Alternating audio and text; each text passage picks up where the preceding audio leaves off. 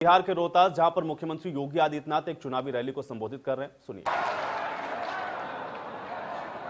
वास्तव में मैं जब सुबह लखनऊ से चला था तो मुझे लोगों ने पूछा कि बिहार में चुनावी सभा कैसे करेंगे।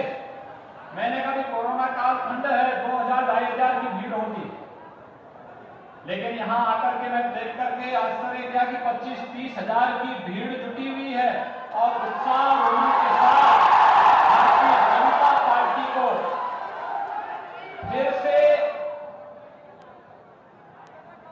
बिहार के अंदर सरकार बनाने के लिए अपना समर्थन देने जा रही है और नीतीश कुमार जी को मुख्यमंत्री बनाने के लिए पूरी प्रतिबद्धता के साथ कार्य कर रही है। सचमुच मैं अंतःकरण से मुझे अत्यंत आनंद की अनुभूति हो रही है। भाइयों बहनों, आपने कोरोना कालखंड में देखा होगा, तमाम लोग तमाम प्रकार से आपके बीच में आए होंगे। जैसे कि बताया गया कि राजद ने अपने प्रत्याशी को यहां से हटा करके भाकपा माले को सीट छोड़ दी और भाकपा माले को सीट इसने छोड़ दी जिससे कि यहां पर फिर से उसी प्रकार के नरसंहार को पुनः ताजा किया जा सके जिसके लिए वह कुख्यात रहा है। मुझे लगता है कोई भी सभ्य समाज इस प्रकार की अराजकता को स्वीकार नहीं कर सकता है और आज के दिन पर तो बिहार कतई इस बात को स्वीकार करने को तैयार नहीं है। जब प्रधानमंत्री मोदी जी ने मई 2019 में दूसरी बार प्रधानमंत्री पद की शपथ ली, तब उन्होंने एक बात कही थी। उन्होंने कहा था 5 वर्ष गरीब कल्याण के लिए और अब 5 वर्ष राष्ट्र को दुनिया के सामने एक महाशक्ति के रूप में स्थापित करने के लिए। आपके बिहार में कांग्रेस को भी शासन करने का अवसर प्राप्त हुआ था, राजद को भी शासन करने का अवसर प्राप्त हुआ था। इनसे पूछना चाहिए इन्होंने कितने गरीबों के मकान बनाए, कितने गरीबों को राशन कार्ड दिए, कितने गरीबों को रसोई गैस के कनेक्शन दिए, कितने गरीबों को विद्युत के कनेक्शन दिए और कितने गरीबों के लिए आयुष्मान भारत में या स्वास्थ्य बीमा की कोई स्कीम इन्होंने दी। कितने किसानों को प्रधानमंत्री किसान सम्मान निधि का लाभ दिया। अगर ये लाभ किसी ने दिया है तो अब प्रधानमंत्री मोदी जी ने दिया है। गरीबी रेखा के नीचे जीवन यापन करने वाले हर गरीब के लिए मकान, हर गरीब के लिए रसोई गैस का सिलेंडर, हर गरीब के लिए राशन कार्ड की व्यवस्था, हर गरीब के लिए विद्युत के कनेक्शन की व्यवस्था और हर गरीब के लिए शौचालय की व्यवस्था के साथ ही हर गरीब के लिए 5 लाख रुपए का आयुष्मान भारत का कार्ड भी उपलब्ध कराने का कार्य प्रधानमंत्री मोदी जी ने किया है। ये काम कांग्रेस भी कर सकती थी, ये काम लालू जी का परिवार भी कर सकता था, क्योंकि वो पार्टी नहीं है, तो परिवार है। कांग्रेस भी एक परिवार के बाहर नहीं निकल सकती है और राजद भी एक परिवार के बाहर नहीं निकल सकती। आप मानते हैं ना? उनके लिए परिवार ही पार्टी है और पार्टी ही बिहार है, इसके अलावा कुछ नहीं है। उनके लिए एक ही नारा है कि मेरा वैभव अमर रहे मां, तुम दिन 4 रहो न रहो। ये उनका एक ही नारा है, एक ही मंत्र है और भारतीय जनता पार्टी के कार्यकर्ताओं का मंत्र है कि तेरा वैभव अमर रहे मां, हम दिन 4 रहेगा। यही अंतर है भारतीय जनता पार्टी गठबंधन के कार्यकर्ताओं में और राजद और कांग्रेस के गठबंधन के कार्यकर्ताओं में और उनके पार्टी के नेताओं में। हमारे लिए देश महत्वपूर्ण, हमारे लिए जनता ही परिवार है, हमारे लिए पूरा देश ही परिवार है, लेकिन कांग्रेस के लिए गांधी परिवार और राजद के लिए लालू परिवार ही पूरा प्रदेश है, पूरा देश है। उन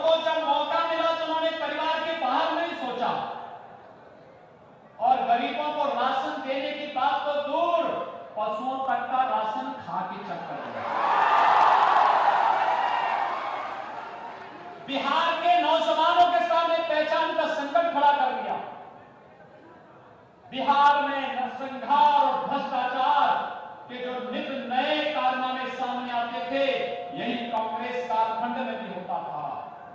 लेकिन मोदी जी ने गरीबों के कल्याण के लिए, किसानों के लिए, महिलाओं के लिए, नौजवानों के लिए, सबके लिए योजना दी। और उसके बाद दूसरे कालखंड में सबसे पहला काम किया, कश्मीर से धारा 370 को समाप्त किया।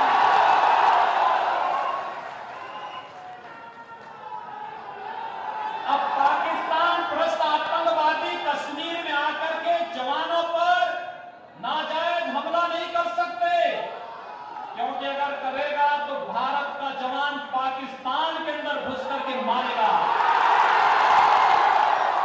अब नहीं कर पाएगा। अब नहीं कोई बोल सकता है जेएनयू में, अब कोई नहीं कह सकता है कि भारत तेरे टुकड़े होंगे, ये नारे नहीं लग सकते हैं। अब तो भारत के अंदर एक ही नारा मोदी जी के नेतृत्व में लग रहा है, एक भारत श्रेष्ठ भारत। कश्मीर से कन्याकुमारी तक एक भारत है, श्रेष्ठ भारत है, और इसमें हर भारतवासी अपना योगदान देगा।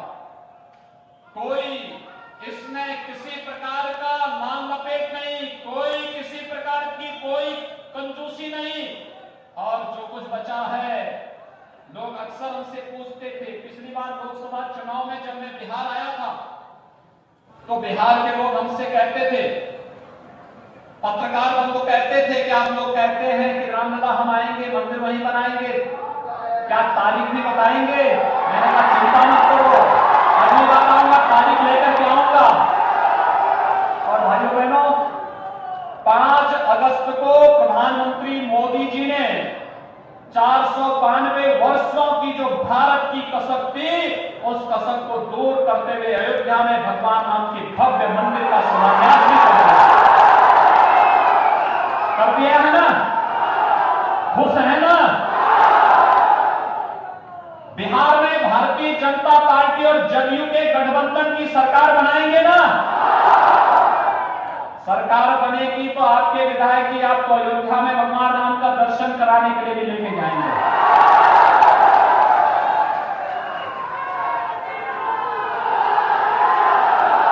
क्योंकि मां जानकी के बगैर राम अधूरे हैं, और राम, भगवान राम और मां सीता जब जुड़ते हैं तब ये राष्ट्र कल्याण का मार्ग और राम राज्य का मार्ग प्रशस्त होता है।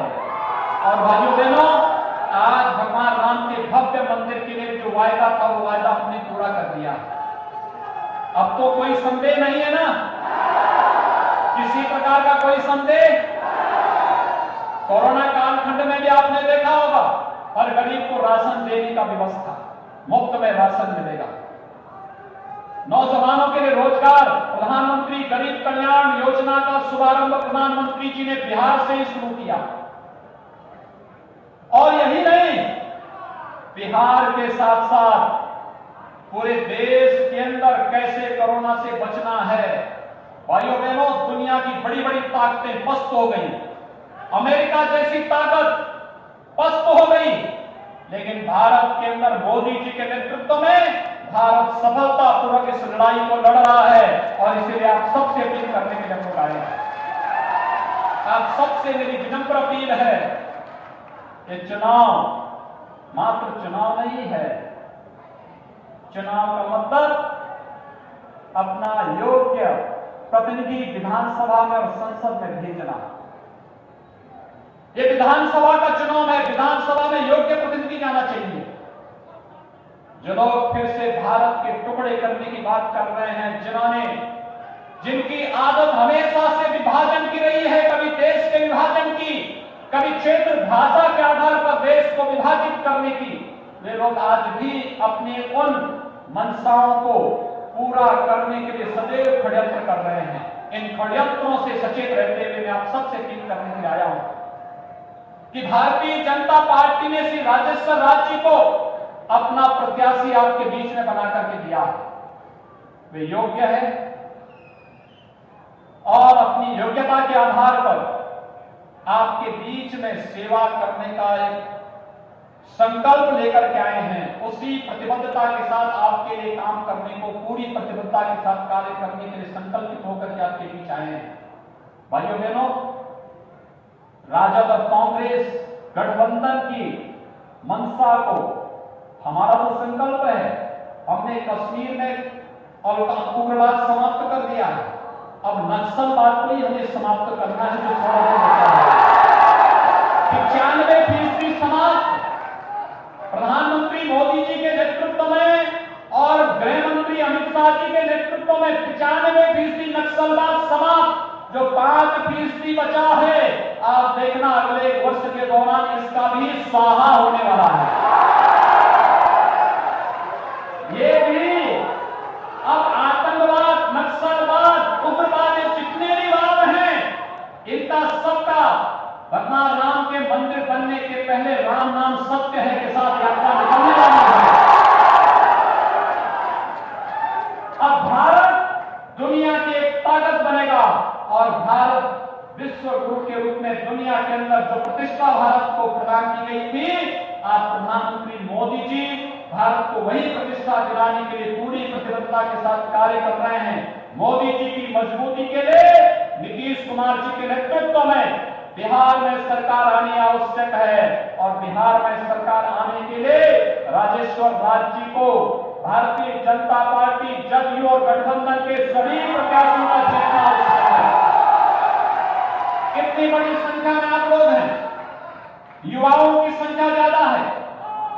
आप सबसे मैं अपील करूंगा, आपके पास मोबाइल फोन होगा, अपने मोबाइल फोन से बिहार में अपने नातेदार, रिश्तेदार, मित्रों को, शुभचिंतकों को सबको फोन करेंगे और सबको कहेंगे बिहार के विकास के लिए, बिहार के सुशासन के इस मॉडल को आगे बढ़ाने के लिए और एक भारत श्रेष्ठ भारत की परिकल्पना को साकार करने के लिए और आने वाली पीढ़ी के उज्जवल भविष्य के लिए बिहार में एनडीए की सरकार बननी आवश्यक है।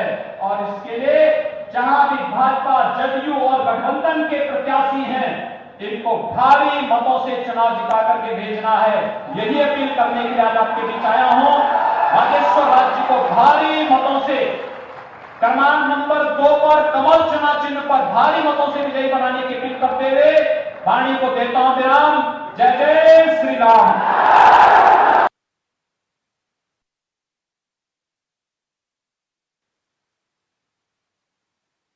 प्रत्याशी के पक्ष में वोट मांगने के लिए, और आपने देखा कि किस तरीके से मुख्यमंत्री योगी आदित्यनाथ की तरफ से तमाम उपलब्धियों का जिक्र करते हुए